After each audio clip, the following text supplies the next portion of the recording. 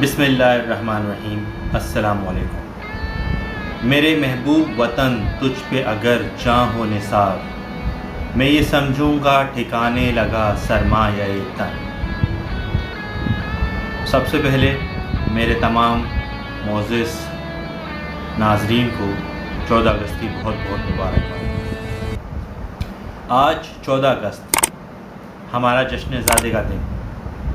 بہت اچھی بات ہے کہ لوگ اس دن کو یاد رکھتے ہیں، اس دن کو مناتے ہیں، کیونکہ اللہ پاک نے رمضان المبارک کے مقدس مہینے اور لیلۃ القدر کی عظیم رات کو مسلمانوں کو یہ خوشخبری عطا فرمائی کہ اب ہم آزاد ہیں۔ ہمارا ایک آزاد ملک ہے جہاں ہم اسلام کے اصولوں کے تحت اپنی زندگی کو آزادانہ بسر کر سکتے ہیں۔ یہ ایک ایسا دن ہے جس دن اللہ تعالیٰ نے مسلمانوں کو ایک طویل جدوجہد کے بعد، ایک طویل قید کے بعد آزادی عطا فرمائی۔ بہت اچھی بات ہے کہ ہم اپنے یوم آزادی کو یاد رکھتے ہیں، اپنے یوم آزادی کو مناتے ہیں، کیونکہ یہ آزادی ہمارے بزرگوں کی بے شمار قربانیوں کا نتیجہ ہے۔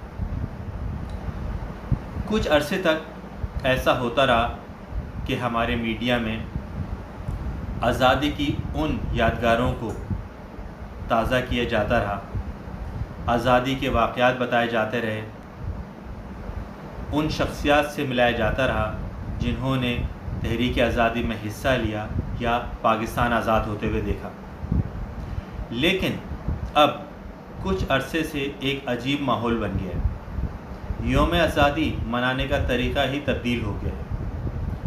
13 اگست کی رات سے ملک بھر میں فائرنگ کا، آتش بازیوں کا سلسلہ شروع ہو جاتا ہے۔ اس کے بعد ہمارے یہاں کالجز اور یونیورسٹیز میں میوزک فیسٹیول منعقد کر کے، ڈانس اور مس گیدرنگ کے پروگرام کر کے، اور تو اور گاڑیوں میں پڑوسی ملک کے گانے لگا کر سڑکوں پر نہ جانے کس طرح ملکی محبت کا اظہار کیا جاتا ہے۔ ملک سے محبت کے اظہار میں یہ ایسی چیزیں شامل ہو گئی ہیں کہ ان کا ملک کی خدمت سے یا محبت سے کوئی تعلق نہیں، بلکہ در حقیقت ان چیزوں کی وجہ سے ہم اپنے ہم وطنوں کو شدید تکلیف دیتے ہیں۔ موٹر سائیکل پر سائلنسر نکال کر اسے سڑکوں پر دوڑانا، تیز آواز میں باجے بجانا، سڑکیں بلاک کر کے آتے جاتے راہگیروں کو تنگ کرنا، یہ تمام چیزیں ہمارے شایانہ شان نہیں، نہ ہی آزادی منانے کا کوئی طریقہ ہے۔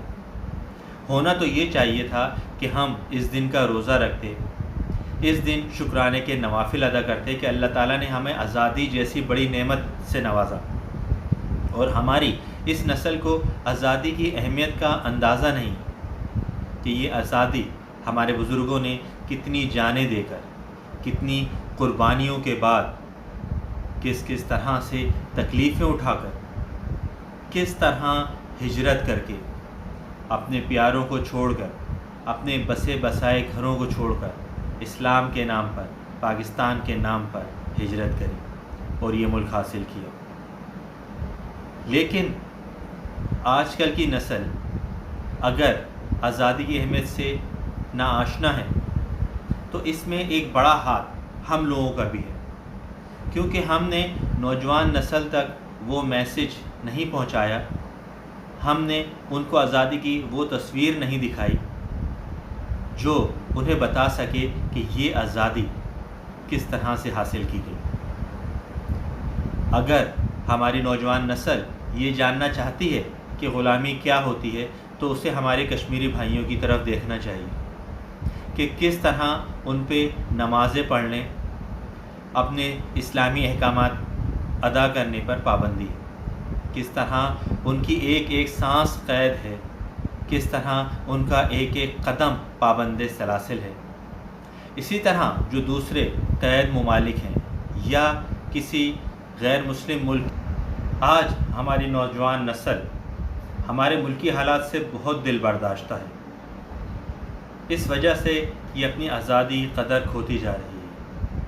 میرے دوستوں، میرے بھائیوں، حالات جیسے بھی ہوں، صورتحال جیسی بھی ہو، آزادی اپنی جگہ ایک بہت بڑی نعمت ہے۔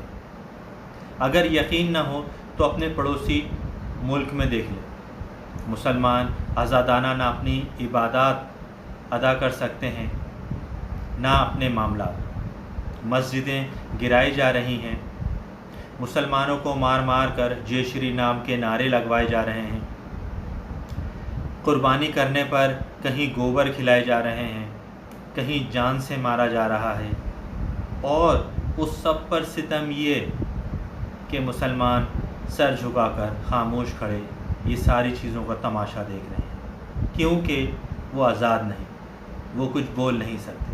انہیں معلوم ہے کہ کچھ بولنے یا کچھ کرنے کی صورت میں ان پہ مظالم میں اضافہ ہو جائے گا۔ اپنی جانوں کو بچانے کے لیے ان کی شرکیہ عبادات میں شامل ہو رہے ہیں، ان کے معاملات میں شامل ہو رہے ہیں، جس کا ہمارے مذہب میں سختی سے منع ہے۔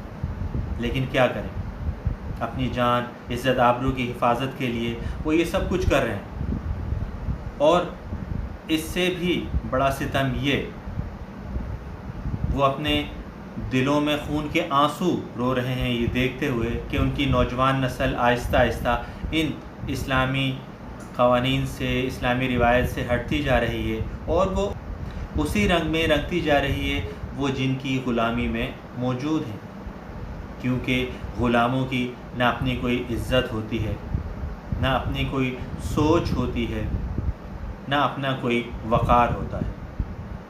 انہیں وہی کرنا پڑتا ہے جو ان کے آقا کہتے ہیں۔ ان کے آقا اگر کہتے ہیں کہ انہیں صبح صبح اپنے اسکولوں میں، اپنے مدرسوں میں بندے ماترم کے شرکیہ گانے گانے ہیں تو وہ انہیں گانا پڑتے ہیں، کیونکہ غلاموں کی اپنی کوئی مرضی نہیں ہوتی۔ ایک معروف اسکالر نے کہا تھا کہ قید میں سونے کا پٹا لگا کر قیمتی اور لذیذ غذائیں کھانے سے زیادہ اچھا ہے کہ آزادی میں انسان روکھی سوکھی کھا لے یا بھوکا سو لے، لیکن اپنی آزادی پر سودا نہ کرے۔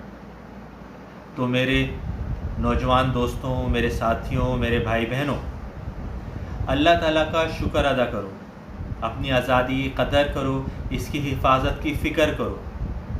اگر یہ آزادی نہ رہی تو تم لوگ آزادی سے سانس لینے کے قابل بھی نہیں رہو گے، اور اللہ کا شکر ادا کرو اس انداز میں جیسے اللہ کو پسند ہے، اس کی عبادات کر کے، اس کے شکرانے ادا کر کے، نہ کہ اس انداز سے جس انداز سے دوسروں کو تکلیفیں پہنچ رہی ہیں۔ اللہ پاک ہمیشہ ہم سب کو شاد و آباد رکھے، خوش و خرم رکھے، اور ہمارے پیارے وطن پاکستان کو ہمیشہ آزاد رکھے۔ آمین ثم آمین۔ پاکستان زندہ باد، پاکستان پائندہ۔ السلام علیکم ورحمۃ اللہ وبرکاتہ۔